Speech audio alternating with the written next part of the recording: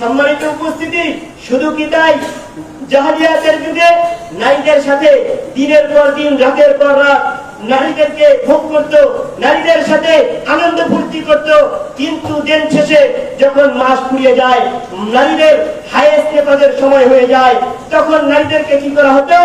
ব্যবহারকৃত tissue যেমনি করে ব্যবহারের পরে আর কাছে রাখে না, ডাস্টবিনে নিক্ষেপ করে, ঠিক তেমনি ভাবে হায়েসের সময় নারীদেরকে জাহেলিয়াতের যুগে ওই সময়ের মূর্খবাদী জাহালরা নারীদেরকে ডাস্টবিনে নিক্ষেপ করত।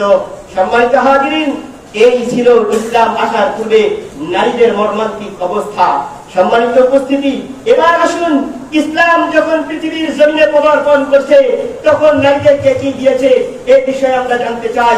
এই বিষয়ে জানতে চাইলে কোরআন আমাদেরকে যে মেসেজ দেয়, কোরআন আমাদেরকে বলে, ওয়ামান ইয়ামাল মিনাস সালিহাতি মিন যাকারিন আও উনসা ওয়া হুয়া মুমিন ফাউলাইকা ইয়াদখুলুনাল জান্নাহ ওয়া লা ইযলামুনা নাকিরা।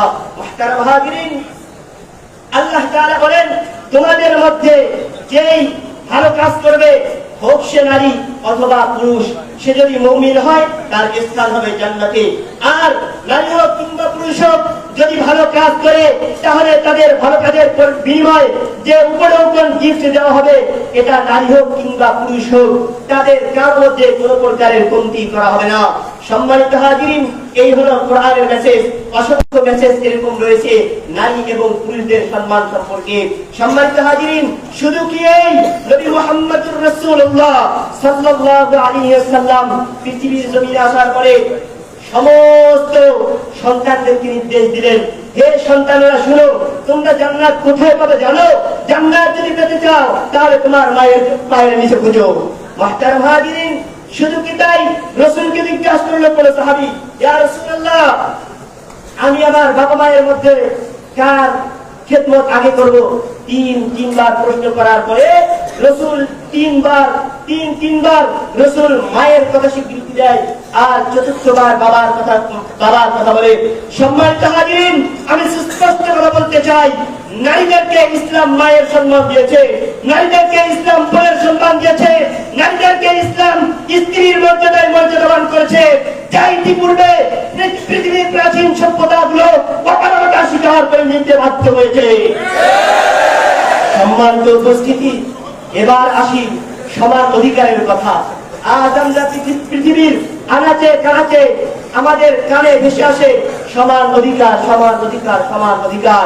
ইসলাম বলে, ইসলাম কাউকে সমান অধিকারের কথা বলে না, ইসলাম বলে ন্যায্য অধিকারের কথা। ইসলাম সমান অধিকারকে প্রশ্রয় দেয় না, ইসলাম দেয় ন্যায্য অধিকারকে। উপস্থিতি, হাদিস, কোরআন এবং বিজ্ঞানের আলোকে আমরা যা জানতে পাই, নারী পুরুষ সমান অধিকার, এটা একটি প্রকাশ্য অবান্তর সিদ্ধান্ত। সম্মানিত উপস্থিতি, আজ আমরা সমান স্বাধীন ন্যায্য অধিকারের দিকে তাকাই। ন্যায্য অধিকার মানে এইটা নয় যে পুরুষটা বাচ্চা প্রসব করাবে, পুরুষটা স্তনদান করবে তথা দুধ পান করাবে, এটা ন্যায্য অধিকার নয়। ন্যায্য অধিকার ঠিক এইটাও নয় যে নারীরা ঘর বাড়ি ছেড়ে দিয়ে মাঠে ঘাটে গিয়ে কাজ কাম করবে, হাল চাষ করবে, কৃষি চাষ করবে, মাটি কাটবে, পোস্তা টানবে এবং নেতৃত্বের অঙ্গনে গিয়ে পুরুষদের নেতৃত্বের অঙ্গনে গিয়ে পুরুষদের নেতৃত্ব ছিনিয়ে নেবে, এটাও কিন্তু নয়। নারীদেরকে ন্যায্য অধিকার হিসেবে যেটা দেওয়া হয়েছে সেটা হলো নারীদের কর্মস্থল হবে, নারীরা ঘরঙ্গন হওয়া, অর্থাৎ ঘরের সমস্ত কাজ গোছানো, এটা হলো নারীদের ন্যায্য অধিকার। কেন? কারণ কি? কারণ হলো পারিবারিক জীবন, রাষ্ট্রীয় জীবন, সামাজিক জীবন, এই সমস্ত জীবনের এই সমস্ত সমাজের মধ্যে নারীরা পুরুষদের নেতৃত্ব দেওয়ার ব্যাপারে দুর্বল এবং অক্ষম হওয়ার কারণে